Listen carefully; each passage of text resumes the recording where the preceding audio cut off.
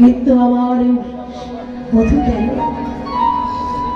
বধূ যেতে আমি বারবার বধূর বদনখানে দেখবো বলে উকি ঝুঁকি দিচ্ছিলাম, কিন্তু সবাইয়ের মাঝে আমার মতো এমন ভাবে রয়েছে আমার বধূর বদনখানে ভালো করে দেখা হলো না রে।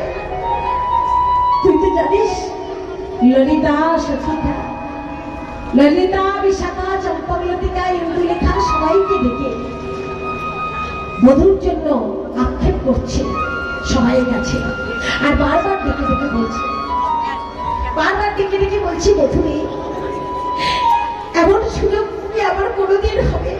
সামনে থেকে আবার বধূ চলে যাচ্ছে, কিন্তু বধূর বদনখানে আমার দেখা হয়নি। ওরে শোন, দেখিয়া হৃদয়ে মন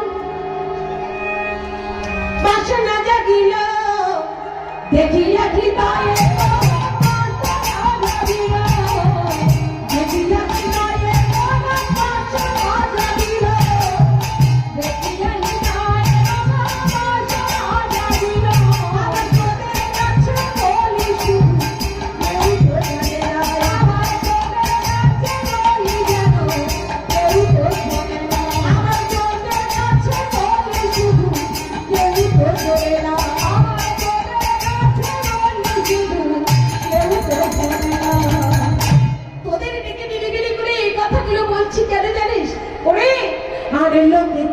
আর বলিবে আর লোকেতে আর বলিবে আর লোকেতে আর বলিবে আর লোকেতে আর বলিবে নিজের কথা কে না শুনে আর লোকেতে আর বলিবে নিজের কথা কে না শুনে আর বলিবে নিজের কথা কে না শুনে আর লোকেতে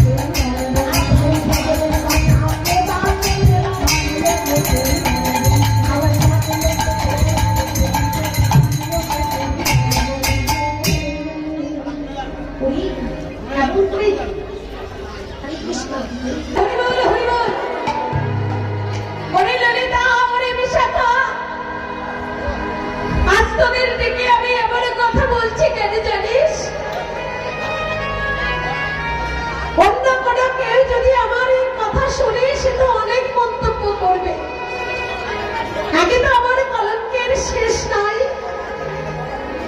বধূর জন্য আমার ঘরে জ্বালা বাইরে জ্বালা, আমার যে সব বন্ধ। আমি আমার একটা ঘরে বাস করি, তোরা তো জানিস আমি ভালো করে বধূর মুখ দর্শন করতে পারি না, আমি বধূর কথা কইতেও পারি না। দেখবো বলে মাঝে মাঝে আমার বড় আশা জাগে, কিন্তু আমার বধূর মুখ দেখা হয় না, আর বধূর মুখ না দেখলে আমার যে দিন ভালো যায় না, আমার কোনো কাজে মন বসে না। আমার চোখের সামনে থেকে আমার বধূ চলে গেল, কিন্তু আমার বধূর বদনখানি আমি দেখতে পেলাম না। ওরে ললিতা, ওরে বিশাখা, আর কি জানিস আমার মাঝে মাঝে কি মনে হয়? কি মনে হয় সই? ওরে ললিতা, সন্ধ্যা হলে আমার মাঝে মাঝে কি মনে হয়? মনির পুতের সুতের লাগি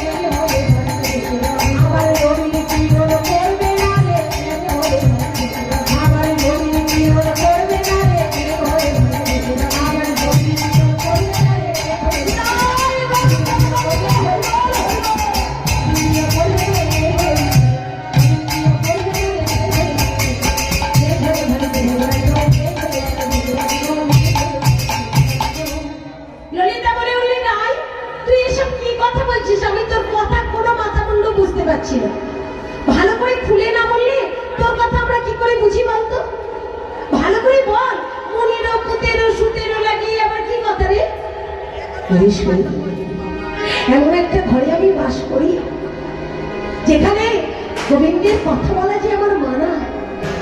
একবার যদি আমার বধূর কথা বলি, যদি আমার শাশুড়ি ননদি শুনতে পাই, তাহলে আমার কি অবস্থা হবে নিশ্চয়ই জানিস।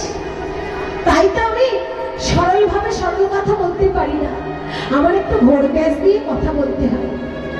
এই কথা বললে শাশুড়ি ননদি কিছুই বুঝতে পারবে না, তাই তো আমি এমন করে বলি।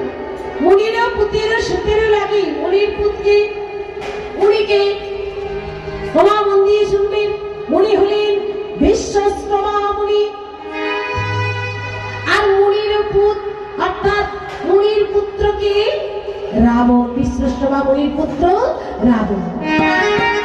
তার সুতের লাগে অর্থাৎ তার পুত্রকে মেঘনাদ, তাই না? মেঘনাদ আদি দু অক্ষর হই, আদি দু অক্ষর, এই যে ছক আমরা পূরণ করি দেখেছেন, পেপারে দেয় ছক পূরণ করি না, এটা সেই রকম হচ্ছে। আদি দু অক্ষর হই, মেঘনাদের আদি দুটো অক্ষর কি হলো? নাকটা বাদ দিয়ে মেঘ, তাই না? তাহলে মুনিরও পুতেরও সুতেরও লাগে আদি দু অক্ষর হই। নন্দের বেটা যাত্রা কালে জনকে ঢাকিয়ে আলো। নন্দের বেটা শ্রী গোবিন্দ যখন গোচরণে যাই প্রতিদিন, ওরে শুনি, আমি দেখেছি আমার বধূ যখন প্রতিদিন যায়, ওই তপ্ত বালুকার উপর থেকে হেঁটে যায়। তপ্ত বালুকার উপরে যখন হেঁটে যায় আমার বধূর কত না কষ্ট হয়। মাঝে মাঝে আমার কি মনে হয় জানিস, আমি যেন বুক পেতে দিই ওখানে, আমার বধূ আমার উপর থেকে যেন হেঁটে যায়। কিন্তু এমন আমার ঘর, আমি ভালো করে বদন দেখতে পারি না, আর বুক পেতে দেব কিভাবে বল? তাহলে আদি দু অক্ষর হই, নন্দের বেটা যাত্রাকালে জনকে ঢাকিয়া লই। জনক কে? কে গো? ভানু। মানে ভানু যখন পড়বে ওই মেঘ দিয়ে, রৌদ্র যখন পড়বে তখন মেঘ দিয়ে যেন ঢেকে দেওয়া হয়। আর মেঘ দিয়ে যদি ঢেকে দেওয়া হয় তাহলে আমার বধূর রৌদ্রের তাপে দুটি পা দগ্ধ হবে না, চরণে এত কষ্ট হবে না। আমি আমার বধূর কষ্ট যে সহ্য করতে পারি না রে। এমন করে সখীদের ডেকে যখন নিজের মনের আক্ষেপ করছে, ঠিক সেই সময় দূর থেকে যাচ্ছে অপর এক সখী, মরমিয়া সখী। কে সেই সখী? কে গো? ওই যে চিৎকার করে ডেকে বলে উঠলেন, তুলসী রে, তুলসী রে।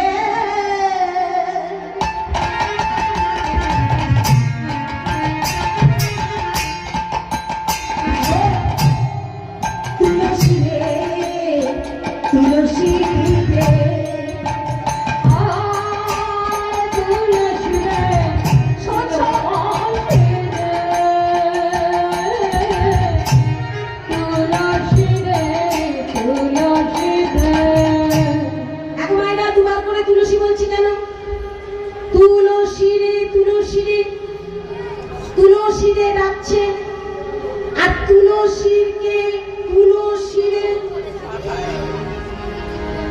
তুলসীকে ডেকে তুলসীরে অর্থাৎ তুলসীকে মাথায় রাখছে। কারণ কেন? সে যে গোবিন্দ চরণের পদ দেখাতে পারে। তুলসীরে, তুলসীরে, তুলসীরে, তুলসীরে, গোবিন্দ চরণের পদ দেখাতে পারে। তুলসীরে, তুলসীরে, তুলসীরে, তুলসীরে, সে যে গোবিন্দ চরণের পদ দেখাতে পারে। তুলসীরে, তুলসীরে, তুলসীরে, তুলসী বলি, ও তুলসী। তুলসীকে যখন চিৎকার করে ডেকেছে মা, তুলসী মনে মনে করছে, আহা, আজকের আমার দিনটা দিনটা বুঝি বড় ভালো যাবে। কৃষ্ণ দাসী রাধারানী আজ আমায় ডেকেছে, যেমন তেমন কথা নয়, রাধারানী যখন আমায় ডেকেছে নিশ্চয়ই আমার দিন আজকের ভালো যাবে। ছুটতে ছুটতে রাধার কাছে এসে বলছে, রাই বলে, ও রাই এমন করে ডাকছিস কেন রে? বলে, শোন সখী, আমি বসেছিলাম যাবতে জানিস, আমার বধূর দর্শনের লাগি আমার গৃহে বসে দেখছিলাম, কিন্তু আমার বধূ সখাদের নিয়ে নাচতে নাচতে চলে গেল গোচারণে, আমার দেখা হলো না। ওরে সই, তুই একবার যা, একবার তুই যা সই, আমার বধূর দর্শনের লাগে, আমার বধূকে না দেখা আমার আমার অন্তর যে উথাল পাথাল হচ্ছে। আমার বধূর খবর নিয়ে আয়, আমি জানি রে আমার বধূ ভালো নেই, আমার বধূ ভালো নেই রে, আমার বধূ ভালো নেই। সময় বুঝিয়া খানা আখিয়া মধুর